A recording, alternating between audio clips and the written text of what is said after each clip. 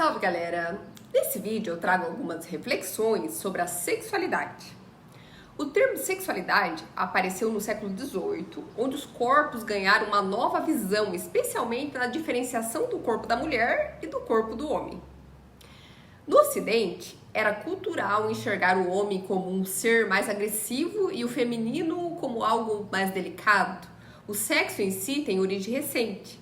No final do século XVII, apenas o sexo masculino existia e para a medicina era visto como perfeito. A mulher era coadjuvante, se não a figurante, ou melhor, inferior, e não tinha vitalidade bastante para ser tão perfeita quanto o homem. E tampouco era vista como um fenômeno da natureza, com calor vital a ponto de dar abrigo ao espermatozoide e guardar um óvulo que foi fecundado sem acabar com ele. Quando sua temperatura subia, tinha um humor afetado a ponto de ir para a cabeça e somatizar doenças. E digo mais, a descrição da mulher era o homem invertido além do termo para dentro, e seu órgão não tinha ainda um lugar na nomenclatura, sendo chamado de amasculina. O gênero corresponde à construção social do sexo, designando as características físicas do órgão, bem como sua anatomia e o ato sexual. O gênero tem, então, o papel de fazer a diferenciação biológica e social. Houve uma mudança de crenças no fim do século XVIII, surgindo, então, a distinção dos sexos. Acontecia, então, o anseio por igualdade e democracia, pois estava claro que corria uma desigualdade entre os sexos. Porém, essa igualdade não acessava ambos os sexos, ficando a cargo da biologia e da medicina diferenciá-los.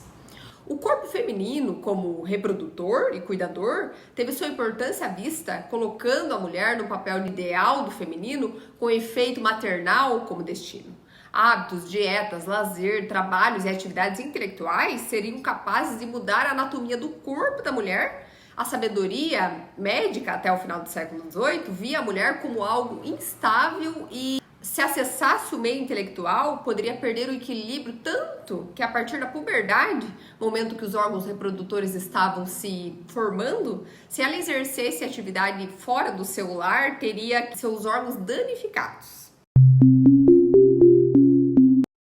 Que loucura, não? No século XVIII e XIX, o corpo feminino passou a ser cuidado único e exclusivamente pelos médicos. E a prole ideal e saudável estava associada à mulher ser capaz de reproduzir. As regras vinculadas à higienização eram severas para que a energia estivesse mantida nos órgãos reprodutores. O corpo da mulher e sua capacidade de entrar em trabalho de parto deu vida à ginecologia, passando a bola para a saúde como reprodutora da sociedade. Com o passar dos anos, a medicina aperfeiçoou as especialidades obstétricas e ginecológicas, parto, asepsia, anestesia, dando origem a maternidades.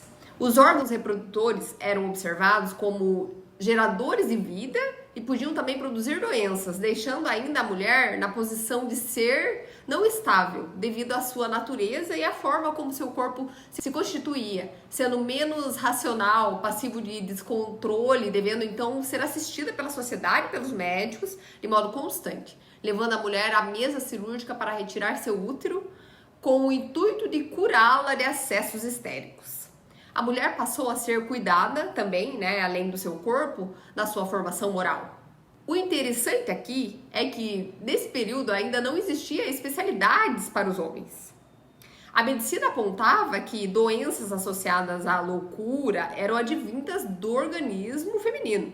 Talvez por isso não havia especialidade para os homens, já que entendiam que a culpa era sempre da mulher e os homens eram perfeitos. A beleza da mulher estava totalmente vinculada ao período reprodutivo, fazendo com que a mulher se reduzisse a nada no período do climatério, perdendo seus atrativos. Infelizmente, essa é uma realidade atual, visão bem paleolítica, vocês não acham? O parto e a gravidez em si eram causadores de perturbações à mente da mulher, e após o parto ela era cuidada e inserida em dietas para não ficar louca. A sabedoria médica dizia que a gravidez era capaz de afetar a faculdade mental da mulher, fazendo com que ela cometesse atos cruéis. A mulher nunca estava livre, já que na puberdade e na menopausa era passível de outros transtornos. No começo do século XX, a mulher passou a ter sua referência modificada e os ovários eram vistos como determinantes. Porém, um outro problema surgiu relacionado a doenças para a mulher. O fato dos ovários sofrerem ausência ou redução de produção de secreção. Assim, quando houve a descoberta hormonal que o corpo da mulher produzia, teve então a influência como seu papel de gênero era atribuído. Outro fato curioso é que em algumas culturas, como africana, indiana, japonesa e indígena, o climatério é visto como um momento importantíssimo na vida da mulher, pois ela pode acessar atividades que eram proibidas até então. Tanto que há poucos relatos sobre mal-estar nesse período, nem físico e nem psíquico. Hoje ainda há verdades absolutas sobre o sistema biológico da mulher, que começaram lá no século passado, mas ainda se fazem presentes, infelizmente. Não podemos ignorar o real sentido do corpo, fora a parte fisiológica que conhecemos. Não devemos ignorar também a diferenciação hormonal do corpo masculino com o corpo feminino. Porém, como seres sociais que somos, padrões comportamentais não tem nada a ver com o gênero e sim com a história e realidade social que o ser está inserido.